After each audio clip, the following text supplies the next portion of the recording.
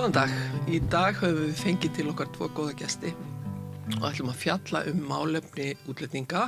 Það að segja þann þátt sem snýr að glímu þeirra við að læra íslenskuna og hjá mér eru þau Þorsteinn Valdimarsson, verkefnastjóri hjá Rauða krossi Íslands og sér þar málefni fólks á flótta og Kristín Hjörleifsdóttir, kennari sem hefur mikla reynslu af því að kenna útlendingum íslensku og við ætlum að spjalla aðeins þessa reynslu ykkar, verði velkomin bæði tvö og hvernig að takast á við þetta. Fyrst ætla ég að spyrja þig Þorsteinn, í hverju felst þitt starf hjá Rauða krossinu? Það getur verið ansi fjölþætt en ég vil meina kannski að veigamesti þátturinn að styðja við sjálfboðalega verkefnin okkar sem að svo aftur styðja við þennan viðkvæma hóp, fólk sem hefur á ýmsum ástæðum þurft að flýja sín heimalönd og hefur sestað hér á Íslandi. Þannig að ég er mikið í að bara taka á móti þeim sem að sækja mig að vera sjálfboðalega, reyna að setja inn í málin, ég kenni námskeið fyrir það fólk og svo fylgi ég eftir hvernig gengur í þessum hópum sem þau halda úti og svo þetta ýmist tilfallandi verkefni, tengt öðru og tengt hópnum. Og hvernig hefur gengið að fá sjálfboðalega? Þetta svo afstæð spurning sko. Rauði krossin bara stort félag og það eru ég held að rúmlega 2000 sjálfboðalegar starfandi í félaginu sem ég held að við verðum bara að vera stolt af og mjög ánægð með. Vil ég fá fleiri sjálfboðalegi verkefni? Bara sjálfsögðu, ég aldrei komið með of marga, verkið held ég aldrei full unnið og sérlega ef við tölum stuðning við að hjálpa fólki að æfa sig og ná færni og sjálfstrausti í notkun íslenskunar. Það þurfum við í rauninni öll að leggja hönd á plóg, hvort sem það í sjálfboðastarfi fyrir Rauða krossin eða bara dagstælega þegar við mætum fólki sem að læra málið. Kristín, þú hefur mikla reynslu af því að kenna útlendingum heimamálið, getur við sagt. Þú varst starfandi í Gautaborg? Í Gautaborg, í mörg ár og varst þar með alltaf 13 mismunandi þjóðerni. Í bekk, já. Það var í grunnskóla, þannig að mín reynsla kemur frá að kenna börnum sem sagt annað mál. Já, og komum aðeins að því eftir hvernig þú tengist sjálfboðastarfinu hér á landi, en hvaða munur á að kenna Svíum sænsku og þú meina innflytjendum í Svíþjóð? Já, innflytjendum sænsku og svo hér á landi útlendingum sem að... Það bara nákvæmlega það sama. Það bara... skiptir ekki máli hvaða mál þú ert að læra. Þetta misflókið fyrir fólk eftir hvaðan það kemur og hvaða menntun það hefur í bakgrunninn. Já. Nú ert þú væntanlega komin á eftirlaun í þínu gamla starfi sem kennari á Íslandi. Hvernig dattir í huga að gera sjálfboðaliði hjá Rauða krossinu? Ég var að velta fyrir mér einhverju sjálfboðastarfi fyrir Rauða krossinu. Svo sá ég bara á Facebook að það vantaði kennara. Og við vorum 2 þarna sem buðum okkur fram og kendum saman fyrst fyrir, ég held að séu 2 ár síðan. Já, 2,5 kannski. Rúm 2, já. 2,5 ár síðan kannski. Þú ert búin að vera í 2,5 ár í þessu. Já, þá vorum við fyrst að kenna, að sjá svona formlegri kennslu með bók. Já. Og svo hef ég verið sem bara stuðningsaðili og núna ég aðalega í spjallhópum. Fá fólk til að æfa sig að tala saman. Já. Þorsteinn, hvaða eiginleikum þarf fólk að vera gætt sem að kemur til því og eru gerða mikla kröfur til þess af ykkur? Sko, ég vil orða það þannig að við reynum að hafa frekar vítt tjald eða breitt og að sem flestir geti verið með og fundið sitt hlutverk. Að sjálfsögðu eru gerðar kröfur og kannski fyrst og fremst krafan að fólk sé tilbúið að fylgja grunngildum Rauða krossins. Það sem við drögum fólk ekki í dilka, til dæmis eftir þjóðerni eða kynhneigð eða litarhaft eða öðru. Við erum tilbúin að gera okkar til þess að skapa opin og örugg rými þar sem fólk upplifir sér velkomið. Og í þessu verkefni þetta gerum við kröfu á að fólk tali íslensku og treysti sér til þess að prófa sig áfram í að leiðbeina öðrum og við byrjum oft bara á því að spjalla við aðra. Bara það að geta að tala hægt og skýrt, endurtekið sig með bros á vör og án þess að dæma þann sem þú ert að tala við. Það nú kannski númer 1 og svo auðlust við færni í hvernig gagnlegt að leiðbeina fólki áfram mögulega. Þið gerir ekki kröfu til menntunar kannski sérstaklega? Það ekki gerð krafa það. Hins vegar hef ég fengið inn sjálfboðaliða með gríðarlega sérhæfingu, bara eins og Kristín gott dæmi og bara mikla reynslu sem getur þá tekið ákveðin leiðtogar hlutverk og hjálpa okkur bara að þróa starfi áfram. Því að ég var að viðurkenna, ég ekki með áratuga reynslu í kennslu útlendinga, eða tungumálkennslu. Þannig að sjálfsögðu þegar við fáum inn sjálfboðaliða sem getur miðla þessar reynslu þá finnum við hlutverk og hæfi, en ég vil meina allir sem eru með opinn hug og tala íslensku geta tekið þátt í þessu verkefni. Og ef ég má nota það ljóta orð, tollir fólk lengi í þessu sjálfboðastarfi? Ég held að sé allur gangur á því, en ég miðað við svona kannski önnu verkefni sem að ég sé við erum ýmsa aðra hópa sem hafa önnur markmið en að kenna fólki íslensku. Við höfum kallaða velseldarhópa sem bara snýst að skapa örugrými þar sem fólk getur sinnt einhverju saman sem að svona einhver þeirra veljan og dregur streitu. Við erum með hópa sem að snúast að meira að gefa praktíska ráðgjöf hvar þú átt að sækjum hvað í kerfin okkar og hvaða pappíra þarf að fylla út. Eða bara hjálpa svo fólki fóta sér nákvæmlega, sækjum störf, sækjum leiguíbúðir. Já, þetta allt krefjandi störf á sitt á hvern háttinn. Mér hefur fundist allavega að fólk tolli jafnvel betur eins og í þessu íslensku kennslu umhverfi og þjálfunar. Þetta svo jákvætt verkefni. Það kannski að einhver leiti þyngra að vera að vinna með áföll fólks í einhverju listaterapíu eða að vera að fá inn fólk sem þú ert að reyna að hjálpa með einhver úrlausnarefni sem við erum með fólk sem reynir að leggja sitt mörgum þar. En þetta svona jákvætt og skemmtilegasta mögulega verkefni, sko.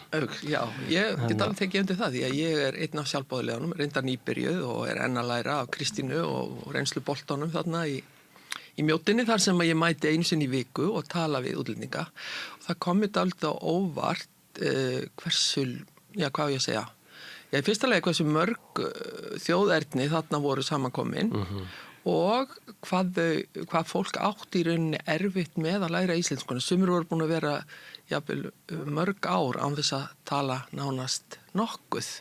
Kristín, hver þín reynsla af þessu? Ég myndi segja að stærsta vandamálið að fólk sem búið að vera hérna kannski 4-6 ár, jafnvel 8 ár eins og einn maður sem var að tala við daginn, að hann sagði bara, ég hef aldrei tækifæri til að æfa mig. Ég ekki með vinnu og leið og ég fer eitthvað út, þá byrjar fólk að tala við mig á ensku og ég ekkert góður í ensku. Þannig að samfélagið allt þarf að taka þátt í þessu verkefni. Já, ég alveg sammála því. Allt samfélagið þarf í raun og veru að vera sjálfboðaliður úti á sínum vinnustöðum eða annars staðar í samfélaginu því að þetta vandamál að sé alltaf verið að tala ensku við fólk. Og svo líka ef þú ert ekki með vinnu, að þá ertu kannski ekki að hitta fólk. Og þetta fólk á væntanlega ekkert bakland hér á landi, íslenskt bakland að nokkru leyti. Það ýmist. Það ýmist. Það væru svona undirtekninga tilfelli, en auðvitað fólk misdugulegt kannski að afla sér svona félagslega tenginga. En þegar fólk kemur þá það að koma í alveg nýtt samhengi. Og það eins og fólk skorti þolinmæði til þess að tala við útlendinga. Að bara bíða og gefa fólki séns. Ég hvet nemendur alveg endalaust til að segja við þá sem það hittir á förnu vegi. Vinsælegast talaði með íslensku. Ég að æfa mig. Já. Hvaða þjóðir eru þetta sem að koma til? Mér sýnist á öllu þetta sé náttúrulega ekki mikið af Vestur-Evrópu búum. Þetta yfirleitt frá fjarlægari löndum, ekki satt? Já, það allur gangur.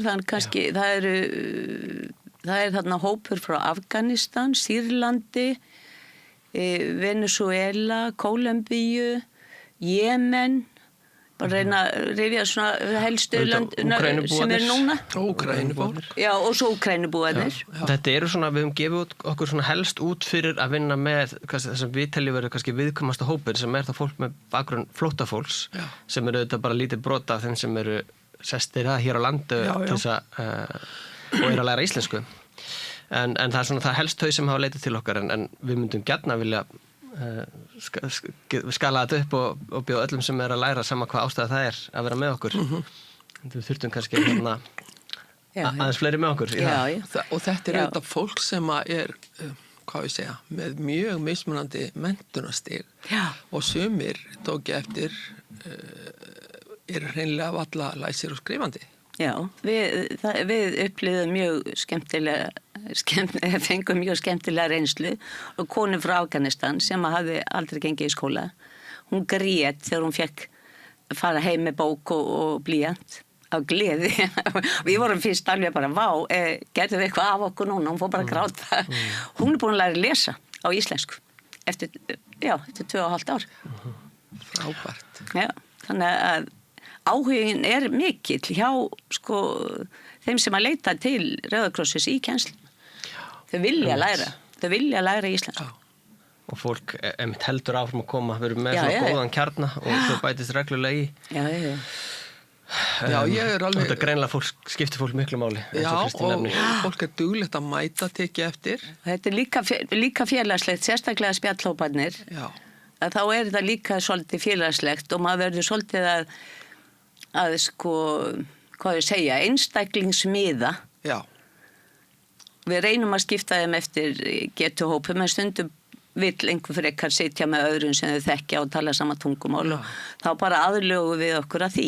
Þannig að við erum mjög aðlögunarhæf við sem að vinna við þetta. Það sé óhætt að segja það þarf mikið sveigjanleika. Já, maður þarf að vera sveigjanlegur og svona geta lesið svolítið hópinn og einstaklingana. Já. Og svona sumir eru kannski eitthvað feimnir og gefa þeim bara séns á að hlusta til að byrja með og svo koma þeir inn hægt og hljótt. Já. Ég teki eftir því að sumir koma með börni sín og pappin situr kannski einhvers staðar og passar litla barni meðan mamman að læra og svo öfugt næsta þriðjudag. Og við höfum alveg tekið tímabil þar sem að mörg börn komu og þá reyndum við að opna hliðarherbyggi sem var samt svona sýnilegt inni og vera með einhver leikfeng þar og hafa jafnvel eitt sjálfboðaliður og vel mönnuð þar inni þannig að stytta börnunum stundir.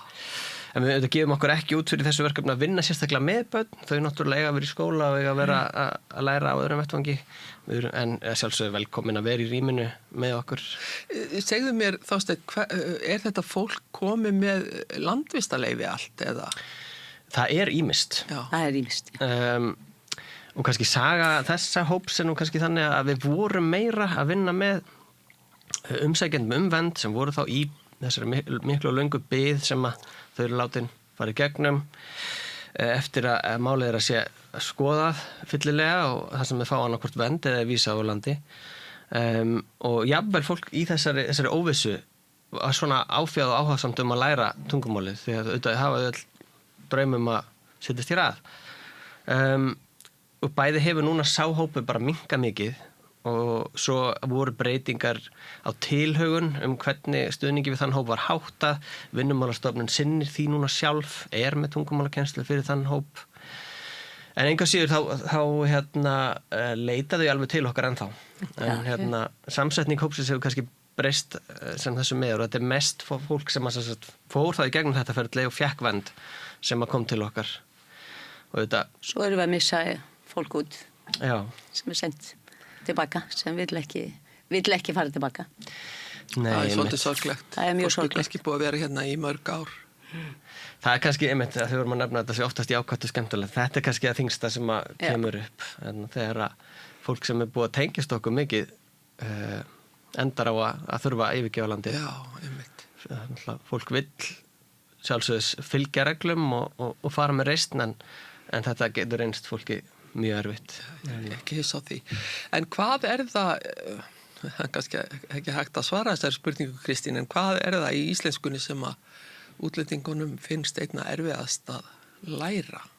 Það beygingakerfið? Já, beygingakerfið en það fer dálítið eftir bara hvaða tungumál þú ert með þessi móðumál, hvort það mjög ólíkt, hvort það hljóðin séu mjög ólík. Og svo fer það, fyrst og fremst finnst mér það að fara eftir menntunarstigi fólks. Því meiri menntun sem þú ert með, því fleiri svona strategíur hefur í að læra. Og því skipulegri ertu í að læra nýtt mál.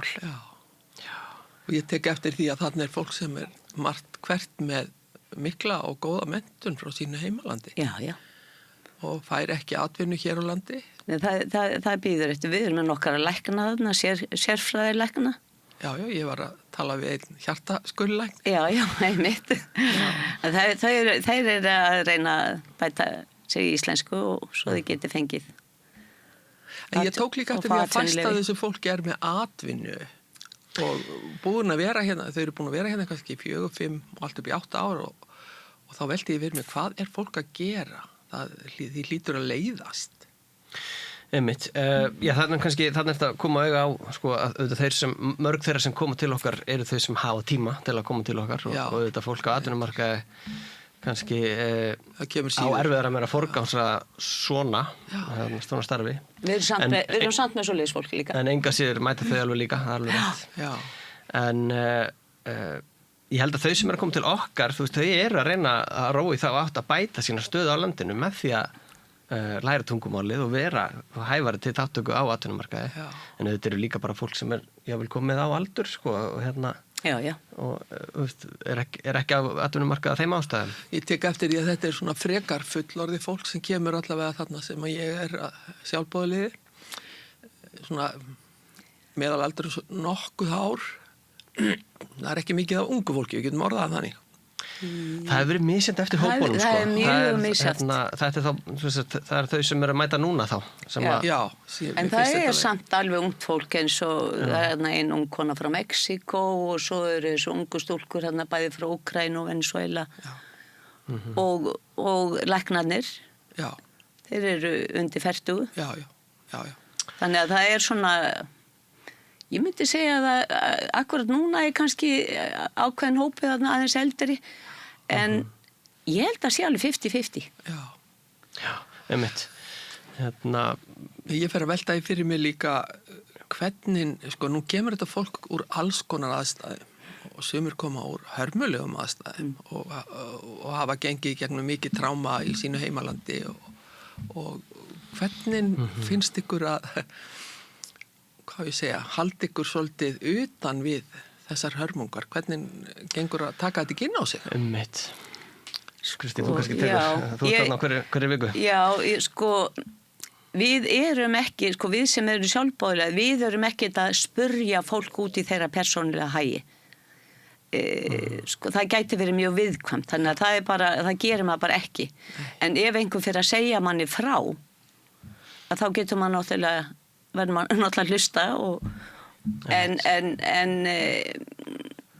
nákvæmlega það sem Kristín er að lýsa er í rauninni bara svona undirstu atriði sálrænnar fyrstu hjálpar sem að snýst að geta verið til staðar ef fólk þarf á einhvers konar aðhlúun að halda. En eru þið með slíka þjónustu, til dæmis áfalla hjálp fyrir fólk sem hefur gengið í gegnum einhverju ægilarmingar? Í þessu verkefni lítum við ekki á þetta sem þjónustu sem við getum veitt, en við lítum á þetta sem grunnhæfni sem að þá rennur í gegnum öll okkar verkefni. Þannig að allir sjálfboðaliðar og starfsfólk fer á svona grunnnámskeið í sálrænni skyndihjálp og við viljum geta veitt þessa sálrænni fyrstu hjálp þá og þegar það kemur upp, það gæti komið upp í svona spjallhópi, það gæti komið upp í einhverjum öðrum hópum sem við erum með, þá viljum við hafa verkfærin í verkfærakistunni hjá sjálfboðaliðurum að þau geti hlúða manneskjunni búið upp á að setjast aðeins afsíðis, fá vasklas, fá servéttu, viltu spjallum þetta. En öðru leyti þá er einmitt lykilatriði að við erum ekki að spurja fyrirbræði og hvernig vann nú þegar þú þurftir að flýja þitt land eða... En það er eiginlega svolítið tabú finnst mér. Það verður að koma frá algjörlega. Þeim. Hópurinn snýst ekki að fara að grafast í þeirra fortíð. Nei. En ég þykist kannski vita að sumir séu í mikilli þörf fyrir að tala þetta. Já, það kemur upp. Ég hef eitt skiptilendi því að ég var svona... Þá einmitt bauði ég viðkomandi að koma afsíðis og setti annan bara inn í það sem ég var að gera. Já. Og og svo bara eitthvað sem, þegar hann var búinn að tala, eitthvað sem ég get gert fyrir þig, á ég að leiðbeina þér áfram, skilurðu, við erum ekki neini sálu hjálpar en við getum kannski hlustað, verið manneskjur og svo vísað fólki á sérfræðaaðstoð ef að með þarf. Og það væri þá sjálfboðalega myndu vísa til okkar starfsfólks eins og við getum svo metið hver rétti farvegurum væri. En hlutur sjálfboðalega er bara að vera til staðar þar og þá ef eitthvað svona kemur upp. Og það er í rauninni sjálfræn fyrsta hjálp. En þá þið eruð með ýmis konar námskeið fyrir sjálfboðalegan ykkar. Þannig þið leggið mikið upp úr því að undirbúa. Það er mjög gott námskeið þetta með sjálfræn aðstoðin. Akkurat, takk fyrir það. Það er svona oft erum við eitthvað eiga við og breyta nákvæmlega hvaða námskeið við byggjum fólk að taka. Það er alltaf að fyrsta lagi bara lesa verkefnið. Við erum með svona verkefnislýsingar og við setjum fólki svona ákveðin viðmið mörk sem til að setja í verkefninu. Við erum með grunnnámskeið sem hægt að taka netleiðis og það geta allir tekið þetta grunnnámskeið hvort það ætla að gera sjálfboðalega eða ekki. Það er það nálgast á heimasíðu Rauða krossins. Nú svo, í þessu verkefni þá hefur verið með skyldunámskeið sem staðnámskeið þetta er 3 tíma sálræn skyndihjálp og svona við höfum klætta í búning þess að vinna með flóttafólk en við veitum smá upplýsingar kannski aðstæður flóttafólks og svo hugsa við þessa grunnhæfni út frá því hvernig maður getur mætt teimhópi. Þannig að það er eitthvað sem við reynum að biðja alla sjálfboðalega að taka snemma á sínum sjálfboðalega ferli. Við vorum með eitt svona bara í síðustu viku held ég. Það minnir mig á að ég ætti að koma á það námskeið hjá þér. Bara velkomin, það verður aftur í haust. En í middeltíðinni, ef þú ert mjög áhugasöm, þá er líka til netnámskeið þetta. Sálræna fyrstu hjálp. Kíkja á það. Og bara myndi hvetja alla sem að hlusta þeir hafa áhuga á þessum málum að skoða þessi námskeið, þeir eru mjög vel sett upp. Já. En Kristín, þegar þú mætir á þessa samtalsfundi og byrjar á því að raða fólki niður á getustig 1, 2 og 3 og tekur þú svo einn hópinn og talar við hann eða hvað? Já. Ég bara sést það sem að þörfi fyrir mig sko. Og hvernig leggur upp samtalið eða sjálfboðaliðan? Fyrst var þetta bara svona, við erum að þreifa okkur áfram með hvaða aðferðir eru bestar og fyrst var þetta bara svona mjög óformlegt og svo sáum við að þetta var svolítið kaotist svo að pröfum að hafa svona einhverja kveikjur að samtali til þess að fá fólk af stað, myndir eða ræða veðrið eða bara allt möguleg sem tengist þá og mjög gott að tengja það líka svolítið svona samfélagin. Svo að því að læra tungumál er ekki bara að læra tungumál, þú ert að læra samfélagið sem tungumáli tilheyrir. Þannig að maður sé alltaf með það í bakhöfðinu að leið og þú ert að kynna eitthvað tungumála umræðu að þá verður að hugsa byttu hvað er gagnlegt fyrir fólk að kynnast samfélagið. Ég tók eftir því í síðasta tíma sem ég var að þá tókum við fyrir einmitt svona daglega hluti í heimilishaldi. Bara ílátin sem við notum, herbyggin, svefnherbyggi, rúm, matur og þetta virtist fólk þekkja einna best. Kannski að því það er í þessu umhverfi. Það kunni orðin yfir ýmis konar mat og ýmis konar ílát sem notið eru og svo framvegis. En ef við fórum út í eitthvað þyngra, eins og til dæmis náttúruna eða eitthvað slíkt, að þá svona aðeins hýrstuðu þau. Einmitt. Já. Þetta er náttúrulega bara, þetta er mikið verkefni að læra nýtt tungumál á sérstaklega á fullorðinsárum. Þannig að auðvitað bara og mér skilst að íslenskan sé nú ekki auðvildasta máli til að læra. Kannski ekki. Og það er mikið talað um það. Ég vil meina að það erfiðasta við að læra íslensku sé félagslega samhengið. Það er einfaldlega, þú lærir tungumál með því að sökkva þér ofan í málheiminn. Til þess að geta gert það, þarfst að vera innan fólk sem tala málið. Þetta er númer 1 það sem vantar til þess að læra íslensku. Það er ekki út af því að fallbeyging er svo flókin. Nei. Og við erum ekki að gera kröfu á fólk fallbeygir. Við segjum við fólk að það skiljaði allir þó þú beygir vitlaust. Verð ekki að hafa áhyggjur af því. Og maður sér það að fólk með meiri menntun, það stressaðara yfir svona málfræðiatriðum. Þeir sem eru með minni menntun, þeir eru bara að hugsa að gera sér skiljanlega og það stundum jafnvel bara jákvæðara. Já, áhugavert. Já, það mjög áhugavert. Það líka svolítið gaman að kenna fólki að bera fram orðin, því að í sumum tungumálum eða í þeirra heimalöndum til dæmis ekki einhver ákveðin bókstafur sem við notum eins og erfitt með R-ið og þá förum við stundum yfir það að segja aftur og aftur eitthvað. Já. En það einmitt, þetta góður punktur því að það einmitt, ég að reyna að hvetja hérna sjálfboðaliðina ekki gleyma því að kenna fólki að bera fram orðin. Og sumir eiga mjög erfitt með framburðin. Mjög svo. Svo eru aðrir eins og þeir voru að segja mér þarna, þeir eru ekki með okkur núna, nokkur arabísku mælandi ungi menn. Þeir svo þetta svo létt því að við erum með öll þessi hljóð hjá okkur. Þeim var þetta ekkert mjög flókið. Það var eða þótt kannski, en þeim var þetta ekkert mjög flókið. Já, þotnið, þeir var erfitt með þotnið, það var maður í mínum hóp sem að talaði heilmikið í íslensku en ég átti erfitt með að skilja hann út af þessu einmitt að hann bar ekki rétt fram. Akkurat. En þetta svona vand með fari myndi ég segja að við leiðrétningar eru gagnlegar þegar fólk kannski að óska eftir var þetta rétt, þarf ég að bæta en oftast erum við að reyna bara að efla sjálfstraustið og fá fólk til að halda áfram að tala og einmitt að benda því á vá hvað þetta var vel borið fram hjá þér hvetja hvetja frekarna gagnrýna. Það mikilvægt að hrósa fólki það gífurlega mikilvægt og þó þetta sé fullorðið fólk það virkar nákvæmlega sömu lögmáli eins og börn. Því meiri hvatning og hrós því meira lærur. Já, akkurat. Það bara svo leys. Og kannski var þetta framburð, þá það kannski einfaldasta sem maður getur gert bara að vanda sin eigin framburð. Einmitt, að segja bara hægt og já, tala hægt. Já.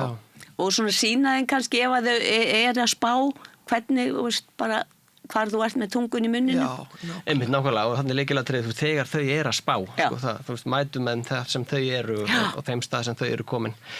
En ekki messa yfir fólki, það ekki, það gefur ekki góða raun.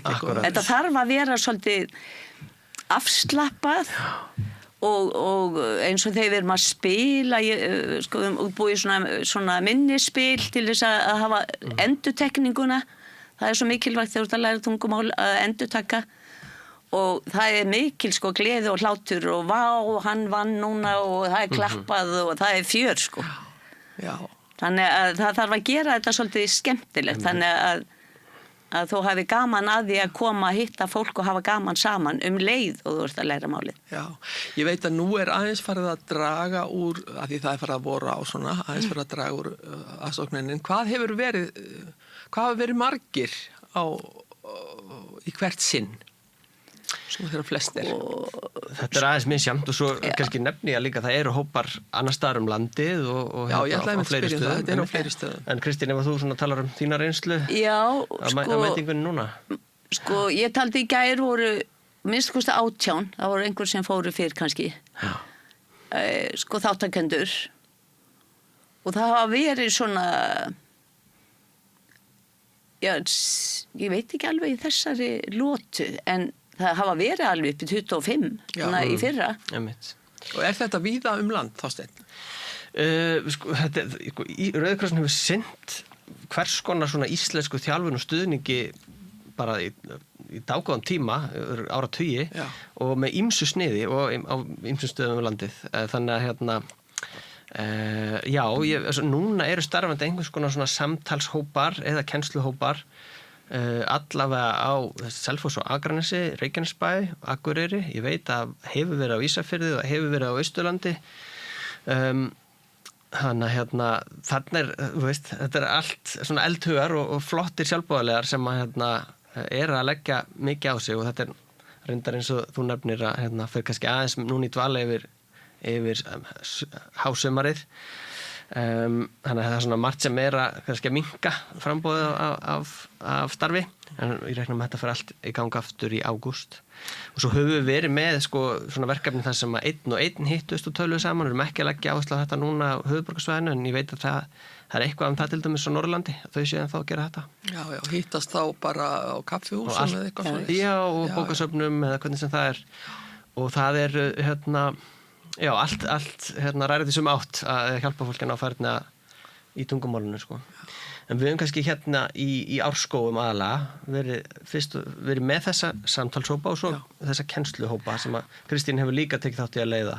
En það hefur minnkað mikið þeim. Þegar við, fyrir 2,5 ári, þegar ég byrjaði, þá vorum við með upp undir 60 nemendur í hverjum tíma. En það segir fólki, það miklu meira gaman að koma í spjallhópana heldur en að læra af bókinni. Þetta bæði vinsælt og mætingin oft rosalega góð í þessa kennsluhópa og ég held að kennararnir gera þetta mjög svona alúðlega og gera þetta svona mannlegt og skemmtilegt. En það þetta í spjallhópunum, ef þú hefur góða mætingu af sjálfboðaliðum þar að segja, þá getur einmitt þess að við vorum að tala um áðan, þú situr kannski með einhvern þrem og þá svigrúm til þess að koma með spurningar framburð eða málfræði. Þú getur mætt fólkinu þar sem það Það munar mjög miklu að vera ekki með 6-7 mann, sko, eins og við vorum með á tímabili þegar við vorum færir sjálfboðaliðar. Þá satt einn með 6-7 á mjög mismunandi stigi. Já. Og þá spurning hvað þau fá mikið út úr því. Já, einmitt. En ég tók líka eftir því að fleiri en eitt skipti hefur fólk tekið upp farsímann og pikkað eitthvað inn á sínu, láti Google Translate þýða fyrir sig eða gervigreindin eða eitthvað og þá kannski ein manneski í hópnum eða einn aðili sem voðalega mikið að spyrja allt mögulegt og þá einangrast það svolítið frá hinum í hópnum. Til dæmis, eitt skipti var stúlka sem að spurði endalaust atvinnumöguleika. Hann langaði að læra, að vinna við tiltekið starf og hún var alveg endalaust í símanum og sýndi mér og ég var að reyna að svara henni. En þetta truflaði svolítið hina eða þau fengu ekki það sem þau þurftu út úr spjallinu. Í svona tilfellin þá bara mjög snjallt að segja við viðkomandi, ég skal kíkja á þetta með þér og eftir. Einmitt, að gefa sér þá 5 mínútur frekar eftir tíman en oft svona einhverja praktíska spurningar þá myndur bara senda fólk áfram sko. Ykkar hlutverk þessi tungumálaþjálfun og senda það áfram, getum við senda til dæmis til ykkar og ég get bent henni á að koma í þessi, við erum með svona stuðningsviðburði svo kalla sem að fólk getur komið svona praktíska spurningar og það eru sjálfboðaliðar sem hafa fengið þjálfun í að reyna að leysa úr þeim. Það náttúrulega gott að vita það. Já, nákvæmlega. Þannig að við erum alltaf að reyna auka svona skilvirknina en þetta náttúrulega bara svona hverslegt dæmi sem þú nefnir og auðvitað fólk misfyrirferðað mikið og svona þannig að sjálfboðaliðarnir slípast líka í að svona kannski vera smá svona borðstjórar. Já, og taka svolítið að skarið sko, maður æfist því að taka svolítið að skarið og segja nú skulum við öll einbeita ykkur þessu, þú veist. En ég held að þá hjálpar að vera með einhverja umgjörð eins og Kristín nefndi kveikjur og stundum að nota einhver spil þá svona kannski bara höldum áfram með spilið, tölum þetta eftir. Ég tók eftir í þegar ég var síðast í hóp, þá tók ég fram bók sem að heita 101. orðin sem að litlu barnabörnin mín notuðu til að læra fyrstu orðin og þetta hafði gríðarlega góð áhrif. Já, þetta mjög sniðugt. Sko, maður með fólk sem er á stigi 1. Þá þetta mjög sniðugt. Ekki það að skoða þetta. Sko. En þá voru þau stundum, sko, svo ég segi nú frá því, það var svolítið broslegt, sko, þá stóð alltaf nafnið á hlutnum undir og þau lásu það bara upp. Já, en það festist. Já, en svo tók ég upp á því að setja puttan alltaf fyrir bókstafina. Já. Og þá voru þau ekki alveg eins góð, en alveg furðulegt hvað þau voru samt segja að bera fram og lesa. Þannig að þetta var... En svo þau líka stundum dálítið, svo komum aftur að því, upptekinn að segja manni frá sínum högum og það kannski það sem mér hefur fundist erfiðast að stoppa eða akkurat að því það án þess að móðga fólk sko. Þetta vissulega alveg vand með farið. Þetta vand með farið en maður slípast svolítið í þessu að svona beina umræðinu svona pent inn á annað ef manni finnst þetta eitthvað sem að hinnir virðast ekki hafa áhuga á.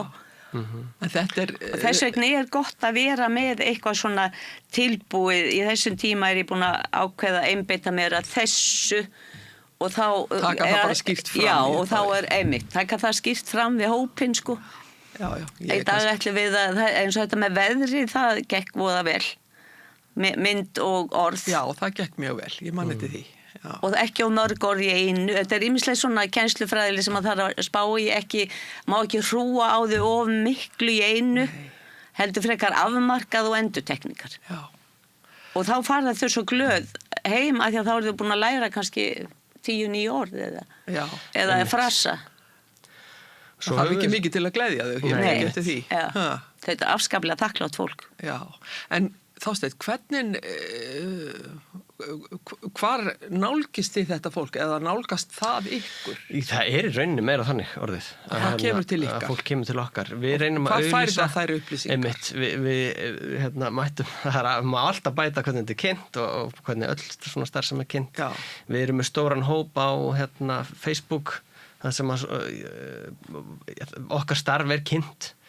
Og ef þú fer henni heima síður Rauða krossins þá er þeir beint þangað, þannig að þú getur séð hvað í hópnum á þess að skráða inn. Þannig að það svona auðveld leið. Svo veit ég alveg að okkar sjálfboðalegar sem við erum með sjálfboðali í eins og verkefnum sem hafa kannski sjálfbakgrunn flóttafólks og sem starfsfólk mitt tengt inn í þessi samfélög, samstarfsfólk. Og þessi óformlegu tengslanett eru virkjuð til þess að fá fólk inn í starfið. Kannski bara ekki dósum eins og Kristín var að lýsa hvernig hún komst að því að þetta sjálfboðastarf tækifæri væri í boði. Ég las þetta bara á Facebook, auglýsingu frá ykkur. Þannig að En af því þið þurfið að auglýsa þá vantar ykkur greinilega fleiri, ekki satt? Sjálfboðalega? Já.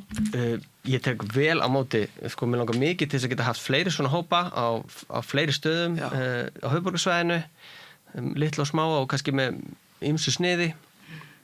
Eða stærri þannig að Þú ert alltaf að úthugsa einhverja leiðir til þess að bæta þjónustuna og útbreiðana nákvæmlega þannig að við getum svo sannlega tekið á móti fleiri sjálfboðaliðum og En hvers slags fólk þetta? Er hægt að setja einhvern merkjum við á það? Hvers slags fólk þetta sem gerist sjálfboðaliðar? Það held ég að sé erfitt að alhæfa auðvitað fáum við mjög góða sjálfboðaliða sem hafa lokið störfum, sem eru komin á eftirlauna aldur, ekki rétt að segja það? Eins og ég. Og ég. Já, ég held að sé svona, allavega fólk eins og ég og Sigurós, þegar við sem byrjuðum þarna saman, við hugsuðum báðar. Já, nú var hægt að kenna svona sem venjulegi kennarar. Við sitjum uppi með fullt af reynslu og þekkingu. Við getum kannski gert eitthvað gagn. Einmitt, og bara starfstrek. Já, bara maður haldi áfram að gera eitthvað gagn í samfélaginu. Og þó maður fá ekki borga fyrir það bara skiptir ekki máli. Það var það sem ég hugsaði líka. Ég reynda líka svona heimsóknarvinur.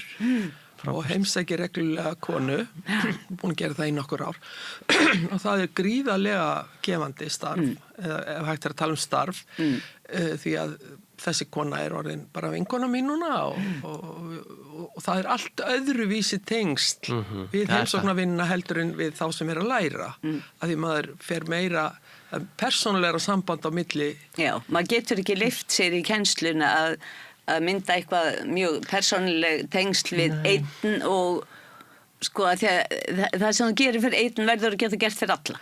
Það kannski þetta, Kristín, sem mér hefur þótt... Mér finnst þetta allavega mjög mikilvægt sjálfri.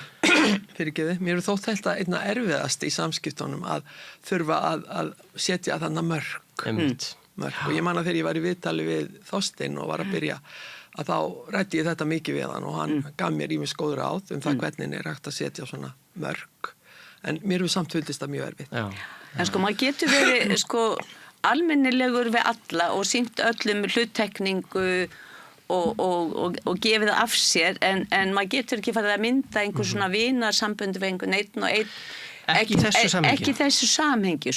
Þá myndur þú færa það út fyrir Já, ég held að það sé pínu... Svona alltaf út fyrir markmiðið sem að kenna. Já, það er komið út fyrir markmiðið. Maður verður vera svolítið svona faglegur.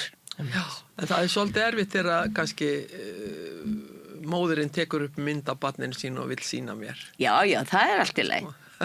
Ég myndi segja mig, það allt í lagi. Það allt í lagi, þá spyr maður kannski bara hina, viljið þið sýna eitthvað frá ykkar fjölskyldu? Já, einmitt. Bara til þess að allir settur undir sama hatt. En þetta kannski bara svipumörk og þeir sem hafa verið kennarar þekkja mjög vel. Þú ert með hópa nemendum, þú þarft að koma jafnt fram við alla og sambandi sem átt við á staðnum þar sem þú kennir þeim. Þú veist, hjúkrunarfræðingar og læknar, ég ímynda mér að það sé mjög áþekk mörk sem þess að stétti þekkja. Já. Og við metið að þannig að það sé best að hafa sjálfboðalega sem eru bara virkilega til staða fyrir fólk, oftast vikulega í 1,5 tíma í senn, en eru svo í fríi þar fyrir utan. Það og sambandi sem að myndast, þau eru oft góð og falleg, en þau eru þá bara á þessum stað og þessum tíma. Já. En ég meina, hitta einhvern vikulega nú meir en kannski flestir hitta vinni sína. Já, má ég að segja. En einhvern tíman dæmum það að fólk bara hreinlega útskrifist úr þessum hópum?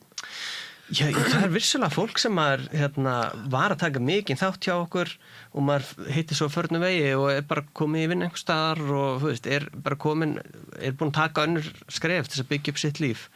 Og ég mjög eftirminnilegt, það var einn maður sem hafði verið mjög duglegur hjá okkur og var einmitt í svona biðferli eftir vernd og fékk svo vernd og gat fengið svona formlega námskeið á tungumálaskóla og gat tekið stöðupróf, gat sleppt held í 2 stigum, sko. Þannig að eitthvað hefur hann lært. Eitthvað hefur hann lært og vissulega, ég vil ekki taka á hann var alveg, þú veist, einn af þessum ofur nemendum sem bara lærði hjá okkur og lærði allstar það sem hann gat, nýtti allt sem hann gat komist í. Og það skilaði hann því, ég veit að hann bara á vinnumarkaði í dag. En það vandamáli oft fyrir fólk, að það var einn ungur maður frá Rússlandi sem að þurfti greinilega að komast á eitthvað skipulegra nám og hann hafði bara ekki efni á því. Já. Það kostar að fara í mými til dæmis. Já. En það bjargaðist hjá honum svo. Kannski erum við að tala um sama mann. Ég held ekki, en já, það náttúrulega svo mörg dæmi. Já, en hann var svona alveg afburðaduglegur eftir stuttan tíma og þá náttúrulega betra ungur maður, veist, á leið í háskóla. Veist, þá er náttúrulega betra fyrir þess konar nemendur að fara og fá sér námskeið þar sem þú færð einkunn og til að komast áfram í menntakerfinu. Það sem við gerum kemur ekkert í staðinn fyrir þessum tungumálaskóla gerar, en vonandi getur verið þeim til stuðnings og svona fyrsta skref fyrir marga. Fyrir marga þetta fyrsta skref og sérstaklega þá þessar kennslustundir sem við höfum verið með núna í 4 ár held ég í mjöndinni. Já, þess sem er bók og þau eru að læra. Það sem er svona bók og það rúlaði gegn ákveði grunnþrep alltaf. Það er notu bókin Íslenska fyrir alla, svo ég nefni það bara. Já. En svo held ég að þessi samtalshópar bjóða upp á svo mikla möguleika fyrir þá sem eru jáfnvel lengra komnir en vantar sjálfstraust og bara þjálfun. Bara komast inn í tungumáli og tjá sig, æfa sig að tjá sig. Já. Þannig að það er eitthvað sem við erum spennt fyrir líka og mér heyrist vera að myndast mjög góð stemming.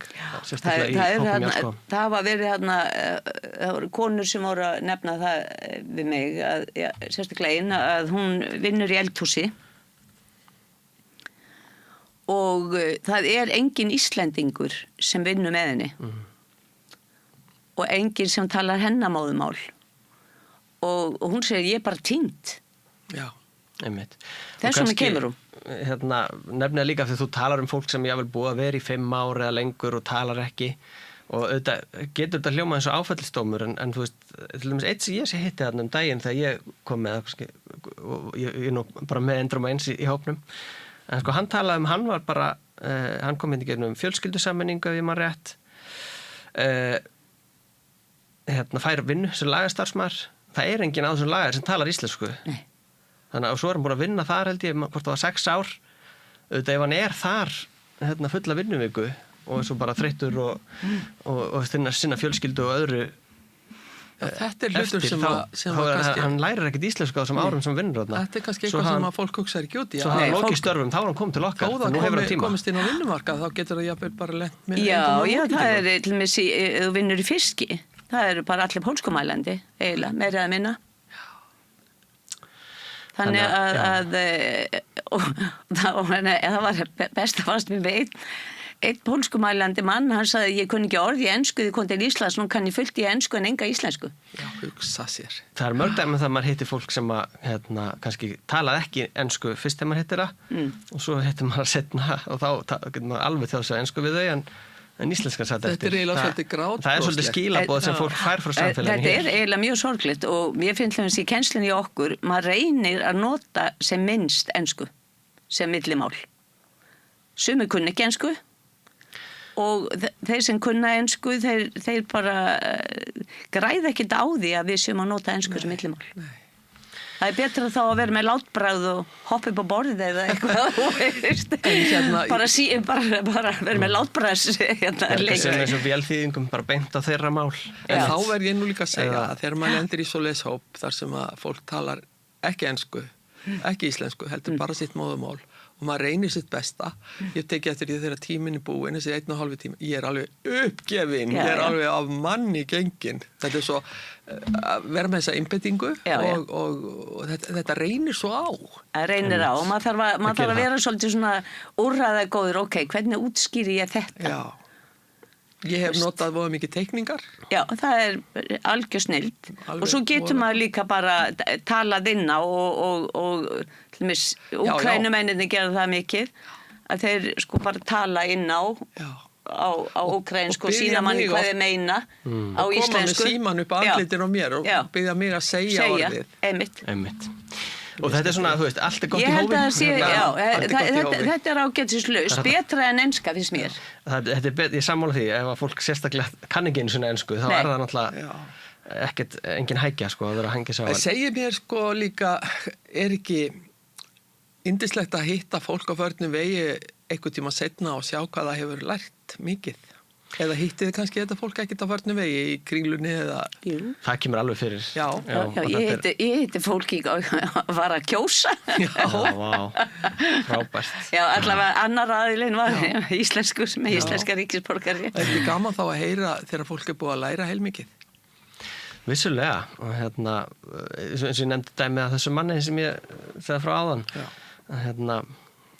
það er... auðvitað gaman að sjá svona sko ávextina af starfinu. Já.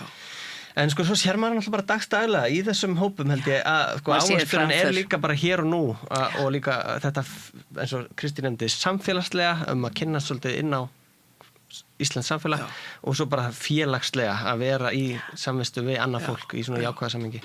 Það eru líka mikilvægar afurðir af svona hópastarfi. Þannig að þetta virkar á mörgum svona stigum. Já, einmitt. En svona að endingu því að tíminn er aðeins farin að tikka inn. Hvað vil ég segja lokum? Eru þið ennþá að leita sjálfboðaliðum? Bara klálega, bara sækja að gera sjálfboðaliðar. Já, það er hægt að gera það hvar? Það er hægt að gera það á heimasíðu Rauða krossins sem er bara rauðikrossin.is. Svo er þetta hægt að koma bara við, það er hægt að ringja, við reynum að láta alla leiði virka. Það með að senda mér post, hvernig sem er. Kannski besta leiðin er að fara bara inn á heimasíðuna og finna sjálfboðastörf og gera sjálfboðaliði. Já, ég tók líka eftir því að það er afskaplega vel tekið á móti mann í efstaleitinu. Takk fyrir það, gott að heyra það. Alveg yndislegt starfsfólk þar allt. Og svo þegar ég kom í annað sinna þá þekkti fólk mig alveg og heilsaði. Það var mjög gaman. Já, gaman að heyra það. Hlýlegt fólk. Já, ég veit að þær gera sitt allra besta sem eru í móttökunum og taka móti. Já, en er þetta einhvers konar köllun að vera í eitthvað svona eða ég veit að þú þást náttúrulega bara starfsmaður á plani. En Kristín, þú ert sjálfboðaliði. Já, sko, ég held þetta sé voða mikið, kannski bara mín kynslóð. Mér finnst ég þurfa að gera eitthvað gagn og svo held ég bara heila búin á mér gangandi. Með því að hafa einhverja áskorunar að takast á við. Ég held nú að ég yrði miklu klárar í þessu því ég er nú íslensku fræðingur á mennt, en það kom ekki að neinu gagni þarna. Nei, að kenna annað mál er svolítið öðruvís en að kenna Íslendingum, veist, að þróa íslenskuna þannig. Því að íslenska sem annað mál verður maður að hafa svona aðeins öðruvísi nálgun. varst að kenna líka íslensku sem annar mál á Íslandi? Já. Já, einmitt, þannig að þú og sænsku sem annar mál í Svíþjóð. Já, akkurat. Já, gott fólk, það er búið að vera dásanlegt að fá ykkur. Eitthvað að lokum? Já, bara því þú spurðir þetta væri köllun og ég auðvitað eins og segir, ég er starfsmaður en ég reyna að vera þakkláttur á hverjum degi fyrir þetta og sérstaklega sko að fá að vinna með drífandi sjálfboðaliðum. Það er það besta við mitt starf að sjá hversu góður hluti geta gerst það fólk er tilbúið að gefa af tíma sínum og þekkingu. Þannig að það er gaman í vinnunni hjá þér. Það er gaman í þessu starfi, já. Þetta eru forréttindi. Þá ætti ég bara að þakka ykkur fyrir komuna, Kristín. Ég sé þig næsta þriðjudag. Þá hittumst við í Mjóttinni og Þorsteinn þakka þér innilega fyrir að koma og ég segi nú eins og amma mín sagði alltaf, gangi ykkur alltaf sólu. Takk fyrir. Sömuleiðis. Þið búið í dag, verðið sæl. Góðir fjölmiðlar eru mikilvægur partur af því súrefni sem sérhvert samfélag þarf á að halda. En góðir fjölmiðlar þeir þurfa ekki endilega að vera hlutlausir, en þeir verða að vera sjálfstæðir. Alveg eins og góðir háskólar og traustir dómstólar þurfa að vera sjálfstæðir. Þeir þurfa að þjóna fólkinu, ekki valdinu. Ég heiti Þorvaldur Gylfason og ég styð samstöðina.